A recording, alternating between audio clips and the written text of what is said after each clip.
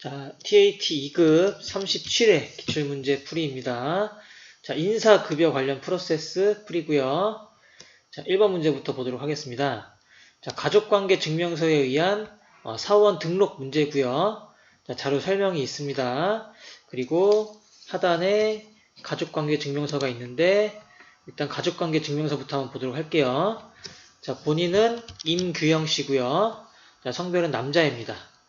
자, 부녀자 공제는 받을 일이 없겠죠. 자, 그리고 가족사항은 부모님이 계신데 아버지께서는 사망하셨는데 언제 사망하셨는지가 또 중요하겠죠. 만약에 올해 사망하셨다면은 요건 충족된다면은 올해까지는 부양가족 공제 가능한 거니까 언제 사망하셨는지 날짜 체크 한번 해보고요. 그다음에 어머니 계시고요. 그리고 배우자, 자녀, 그리고 형제 이렇게 있습니다. 자, 그리고 이제 상단에 자료 설명 보겠습니다. 자, 2019년 작년 문제이기 때문에 올해 2020년 아니라 2019년이고요. 자, 본사 회계팀 팀장으로 입사한 임규영 씨의 가족관계 증명서입니다. 그리고 부친인 임철수 씨는 자, 올해 사망하셨으니까 만약에 소득 요건 충족된다고 하면은 기본 공제 가능하겠죠. 그리고 사망 당시 장애인 복지법에 따른 장애인이었습니다. 자, 소득 얘기 별도로 없으니까 소득은 없으셨던 거고요. 자, 연세가 54년생이시니까 만 60세 넘으셨죠. 그래서 기본 공제 가능하고요. 또 장애인 복지법에 따른 장애인이었으니까 장애인 추가 공제 가능하겠네요. 자, 그리고 두 번째 어머니입니다. 자, 어머니는 소득이 없으시니까 나이 요건 만족하면 기본 공제 가능하겠죠. 자, 어머니도 58년생이시니까 만 60세 넘으셨죠. 그래서 기본 공제 대상자 가능하고요. 자, 세 번째 배우자 이영숙 씨는 일용 근로소득이 1,200만 원이 있습니다. 일단 배우자는 뭐 나이 요건 보지 않으니까 소득 요건만 보면 되는데 자, 일용 근로소득이라는 것은 무슨 과세한다? 무조건 분리과세한다. 그러니까 종합소득 없는 거니까 배우자도 가능하고요. 일단 지금까지 아버지, 어머니, 배우자 다 기본공제 가능합니다. 자, 그리고 네 번째 자녀 임재영은 초등학교에 다니고 있으며 영어 말하기 경진대회에서 상금 100만 원을 수령하였습니다. 일단 뭐 기타 소득이죠. 상금이니까 기타 소득인데 기타 소득 금액 300만 원 뭐 이하면은 분리과세 선택 가능하지만 일단 그런 거 떠나서 자 100만 원이라는 기타 소득에 필요 경비를 빼면 기타 소득 금액이 나오죠. 그래서 경진대회 상금의 필요 경비율은 80%니까 100만 원에서 필요 경비 80만 원 빼면은 기타 소득 금액은 20만 원이니까 종합소득 금액 100만 원 이하라서 당연히 됩니다. 그래서 자녀도 되는 거고요. 그리고 둘째 자녀 임세영은 어린이집에 다니고 있고 소득 얘기 없으니까 소득 없다는 얘기죠. 되고요. 그리고 형제인 임규철은 무직자로 현재 재취업을 준비하고 있으며 실업급여 200만 원을 받은 바 있다. 일단 실업급여라는 거는 비과세 급여입니다. 이거는 비과세예요. 비과세지만 중요한 거는 형제가 20세 이하거나 60세 이상이 아닌 이상 나의 기본 공제 대상자가 되기 위해서는 장애인인 경우밖에 없죠. 그런데 형제 일단 나이를 볼게요. 임규철 씨의 나이는 85년생이니까 나이 요건 만족하지 않고 그리고 장애가 있다는 얘기도 없으니까 형제, 동생 임규철 씨는 기본공제 대상자가 될 수가 없겠습니다. 그래서 아버지, 어머니, 배우자, 자녀 2명은 기본공제가 되지만 형제, 동생 임규철은 되지 않는다라는 것까지 판단을 하셨을 거고요. 자, 세 부담을 최소화하는 방법을 선택하는 거니까 지금 말씀드린 사람들 전부 다 기본 공제 대상자로 등록해주면 된다는 얘기죠. 그래서 평가 문제 사원 등록에서 부양가족 명세를 작성하라고 했으니까 자, 프로그램에서 한번 작성해 보도록 하겠습니다. 그래서 사원을 등록하는 메뉴에서 우리가 부양가족 명세서를 작성할 수 있었죠. 그래서 인사급여에 기초인사관리에 사원 등록에 들어가셔서 사원은 임규영 씨를 선택하시고 자, 우측 하단에 부양가족 명세를 작성하는 거였죠. 그래서 일단 본인은 나와 있는데 우리 여성이 아니니까 부녀자 공제도 안 됐고요. 그리고 임규영 씨 본인은 장애도 없으셨고 그리고 배우자가 있었기 때문에 한부모 공제도 안 되죠. 그래서 일단 본인은 이 상태로 내둔 상태에서 부양 가족들을 추가해주면 되겠죠. 그래서 먼저 자 올해 사망하셨지만 올해까지는 가능한 거니까 아버님부터 한번 입력을 해볼게요. 그래서 아버지 임철수 씨는 소득자 본인의 직계 존속이니까 1번으로 선택하고요. 그리고 자, 성함에 임철수 씨, 그리고 주민등록번호는 540505, 540505 1111118 이렇게 해주시면 되고, 자 70세 이상이신지 아닌지는 프로그램이 자동으로 판단하는 거니까 여러분들은 신경 쓰지 않아도 된다고 했었죠. 자 이어서 어머니 또 소득이 없으셨으니까 됐죠. 그래서 소득자의 직계 존속 선택하고, 자 어머니는 김수님 씨죠. 자, 김수님 씨, 그리고 주민등록번호는 580402, 0402, 자, 202346. 자, 그리고, 배우자 이영숙 씨도, 소득이 없었죠. 이영숙 씨도, 없는 게 아니라 일용 근로소득이었지만 전부 다 분리가세 되는 거니까 종합소득이 없는 거였죠. 그래서 이영숙 씨도 배우자로, 자, 배우자 3번이죠. 배우자로 등록해줍니다. 자, 이영숙 씨. 자, 82, 1111. 자, 224. 이렇게 됩니다. 자, 그리고 이제 네 번째 자녀들이죠. 임재영, 임세영. 두 자녀도, 임재영 같은 경우에는, 기타 소득이 있지만, 100만원 미만이었기 때문에 되고요. 임세영은 소득이 없었죠. 그래서 임재영부터. 자, 직계 비속으로 20세 이하로 임재영 이렇게 등록하고요. 자, 070203 070203 자, 3023 180 그리고 또 20세 이하의 두 번째 자녀 임세영이죠. 임세영 12003 자, 4023 184 4023 184 자, 이렇게 등록이 됩니다. 자, 그리고 형제 임규철 동생이었죠. 자, 소득은 없지만 비과세 소득밖에 없었죠. 실업급여니까. 그런데 나이 요건 만족하지 않으니까 형제는 안 됐죠. 그래서 일단 형제자매 6번 선택한 다음에 요거는 이제 기본공제 대상자가 안 되니까 부로 선택해 줘야겠죠. 그래서 자, 하단에 보시면 0번 선택하면 부입니다. 그래서 0번 선택하고 자, 임규철 자, 850915 850915 192731호 192731호 이렇게 해주면 되겠습니다. 그런데 우리 마지막으로 추가 공제 여부 판단해봐야죠. 추가 공제가 되시는 분이 아버지밖에 없었죠. 아버지 같은 경우에는 문제에서 사망 당시 장애인 복지법에 따른 장애인이었으니까 장애인 추가 공제 가능하죠. 그래서 아버지 임철수 씨죠. 장애인에서 1번 선택해줘서 장애인 공제 받을 수 있도록 이렇게 선택을 해주시면 되겠습니다. 자, 이렇게 해서 1번 문제 자 풀어봤고요. 이제 이어서 2번 문제 풀어보도록 하겠습니다. 자, 이어서 2번 문제 보도록 하겠습니다. 자, 중도퇴사자의 원천징수입니다. 자, 그리고 4월분 급여 자료가 나와 있고요. 설명을 보니까 생산직 사원 민성경 씨의 4월분 급여 자료인데 4월 25일에 퇴직하셨네요. 그리고 중도퇴사 정산 시 기 등록되어 있는 자료 외에는 공제 없는 것으로 한다. 그리고 급여 지급일은 25일이고 4대 보험은 자동 계산된 금액으로 하고요.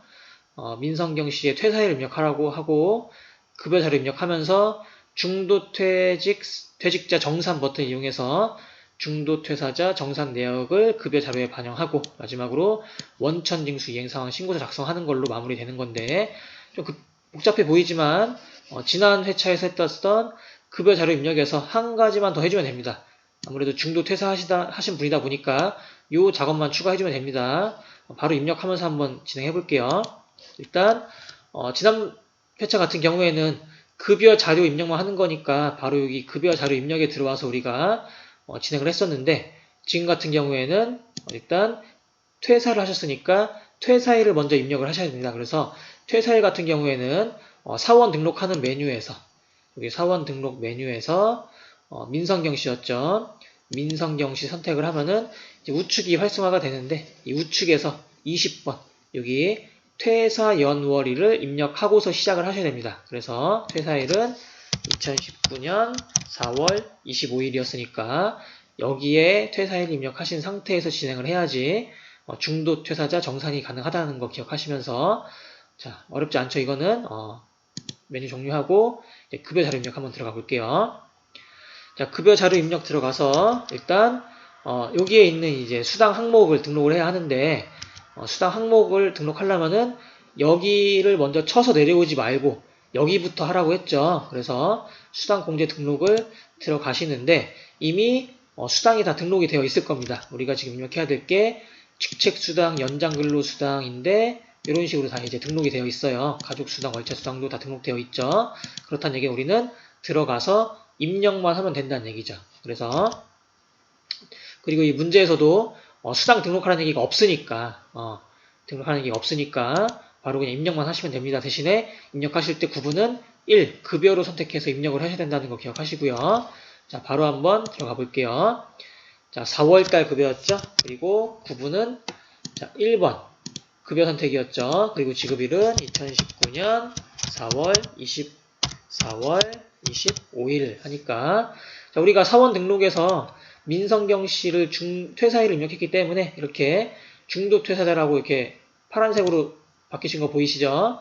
자, 이 상태에서 기본급 자, 180만원 자, 직책수당 30만원 연장근로수당 50만원 일단 연장근로수당 같은 경우에는 조건을 3가지 만족하면 비과세였는데 이 연장근로수당이 과세인지 비과세인지 여부도 사원 등록 메뉴에서 선택하는 게 있었습니다.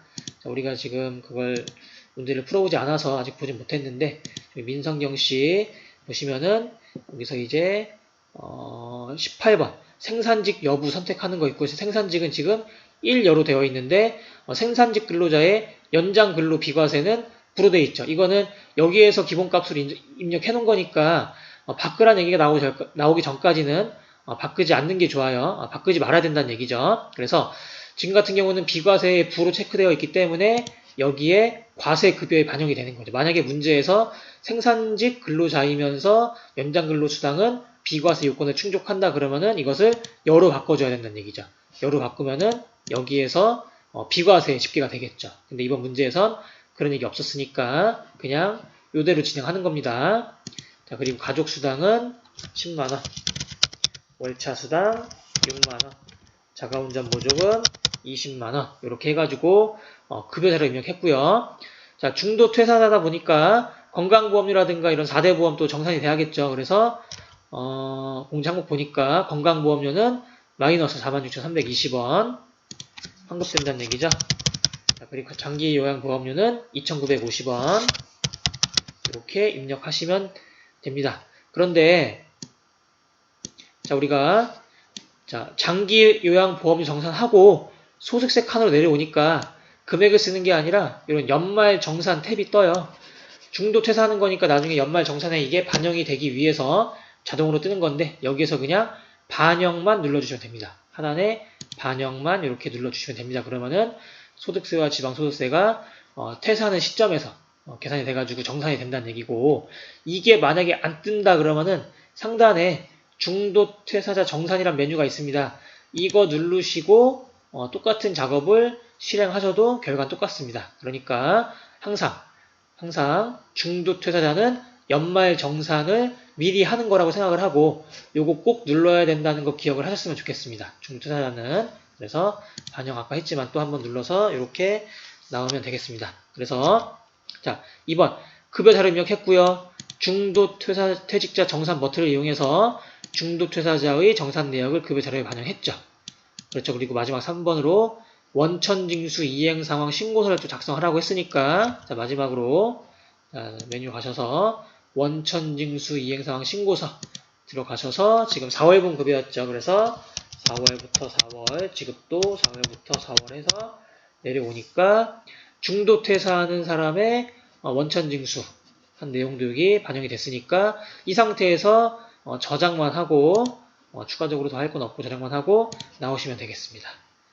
자, 우리가 지난 시간에는 지난 회차죠. 지난 회차에서는 수당 등록하는 문제가 거의 중요한 작업이었다면 이번에는 중도 퇴사하시는 분의 진행 프로세스를 물어보는 문제였다고 볼 수가 있겠고, 여러 가지 이제 기출 문제 나올 때마다 어떤 작업들을 할 수 있는지 꼭 기억을 하시면서 진행을 하셨으면 좋겠습니다. 자, 이렇게 해서 2번 문제 마무리하고요. 이제 3번 문제 넘어가도록 할게요. 자, 3번 문제는 연말정산 자료 입력하는 문제죠. 그래서 자, 사무직 박정민 씨의 연말정산을 위한 자료가 나와 있을 거고요. 자, 부양가족도 이미 입력이 되어 있을 겁니다. 그리고 박정민 씨는 5월 31일까지 한공산업에서 근무하고 퇴직하고 현재 우리 회사로 지금 다시 입사를 한 상태겠죠. 그래서 평가 문제 보시면은 연말정산을 완료하라고 하면서 의료비, 보험료, 교육비, 연금계좌, 세액공제 관련된 금액 입력하고, 자, 제일 중요한 거 종정근무지 관련 자료도 입력하는 문제입니다. 그래서 종정근무지 입력하는 것부터 한번 시작해 보도록 할게요. 자, 일단 우리 3번 문제 같은 경우는 인사급여의 연말정산관리, 연말정산 근로소득 원천징수 영수증, 여기 메뉴에서 입력하시는 거였죠.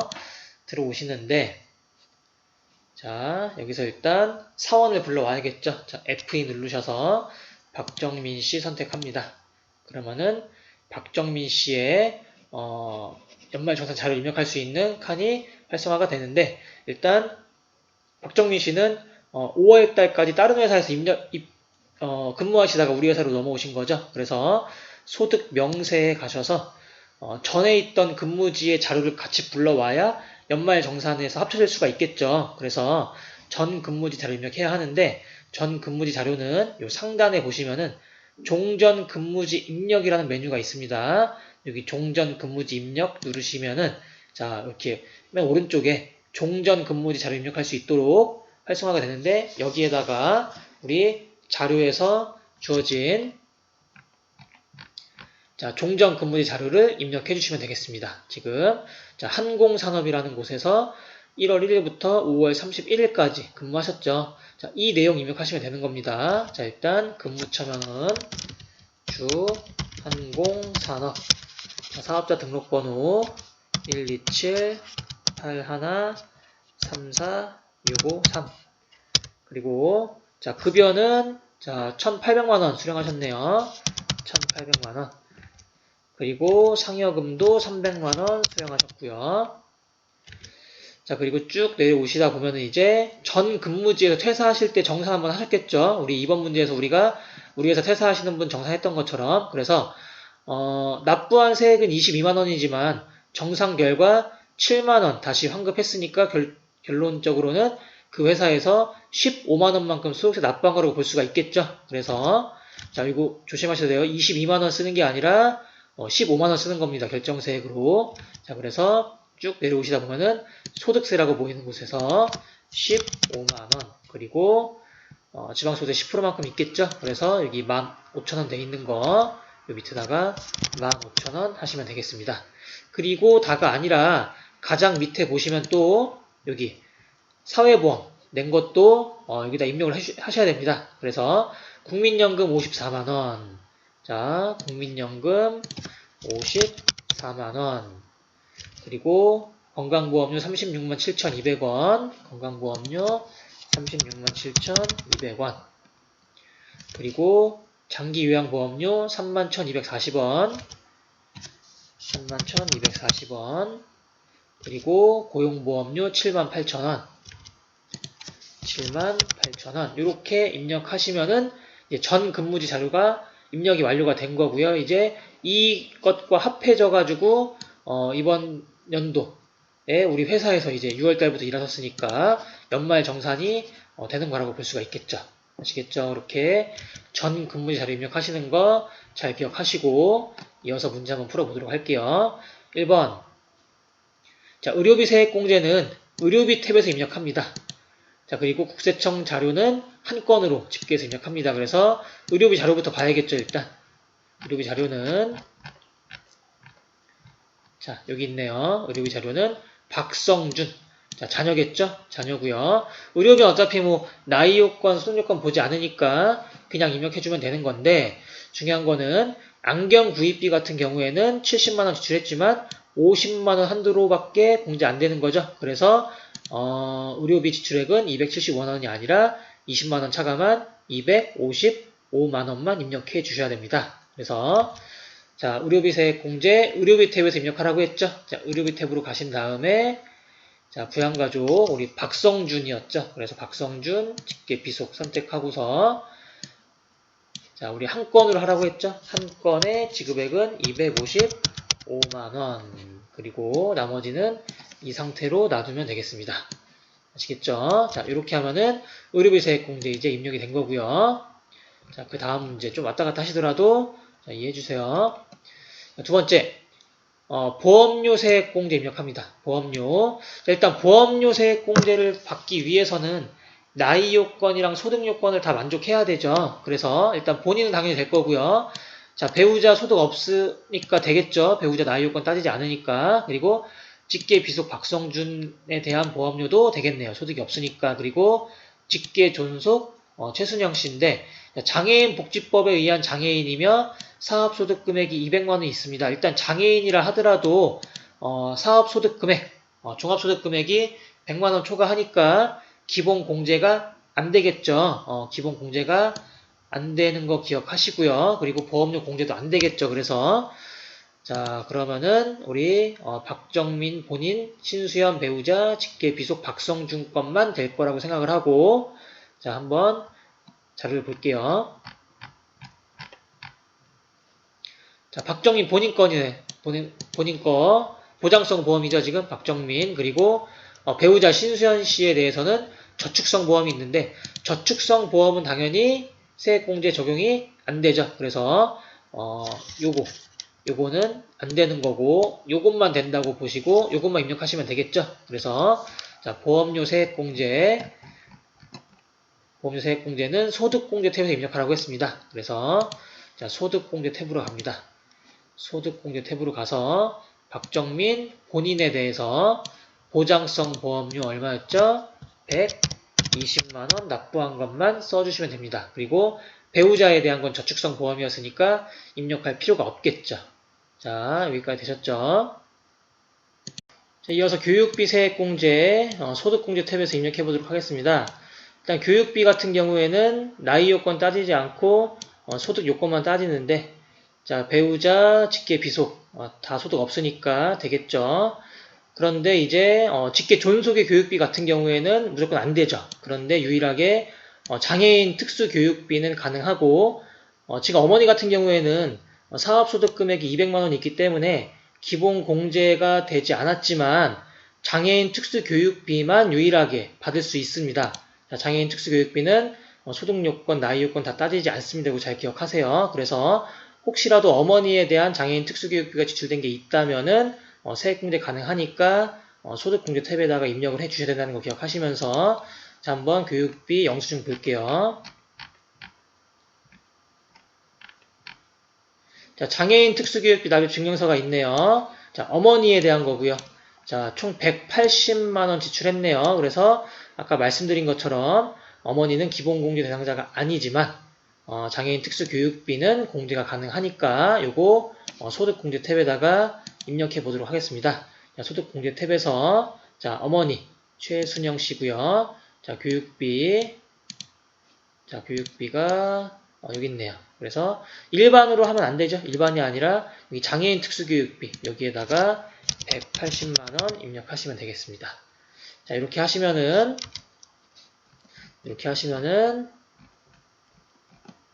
자, 우리 2번 문제까지 이제 끝난 거죠. 3번 보겠습니다.